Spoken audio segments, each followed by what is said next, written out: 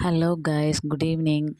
எள் வேர்க்கடலை உருண்டை எப்படி செய்கிறதுன்னு பார்க்கலாம். அதுக்கு இன்க்ரீடியன்ட்ஸ் எடுத்து வச்சுக்கணும். எள், ஆளி விதை கொஞ்சோண்டு இத்தினோண்டு ஒரு ஒரு சின்ன ஸ்பூனில் எடுத்துக்கணும். உடச்ச கடலை, தேங்காய் 3 பத்தை 2 பத்தை அவ்வளோதான் எடுக்கணும்.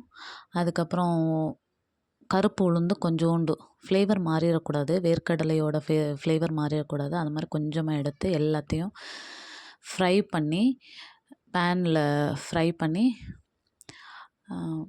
மிக்சியில் மாற்றிடணும். அதுக்கப்புறம் வேர்க்கடலையை தோலை எடுத்துகிட்டு அதையும் ஆட் பண்ணிவிட்டு ஒரே ஒரு சின்ன ஏலக்காய், வெல்லம் போட்டு மிக்சியில் கிரைண்ட் பண்ணிடணும். நல்லா கிரைண்ட் பண்ணால் ஒரு மாவு பேஸ்ட்டுக்கு ஒரு மாவு மாதிரி வந்துடும். அதுக்கப்புறம் அதை தட்டில் கொட்டி சின்ன சின்ன உருண்டையாக உருட்டி வைக்கணும்.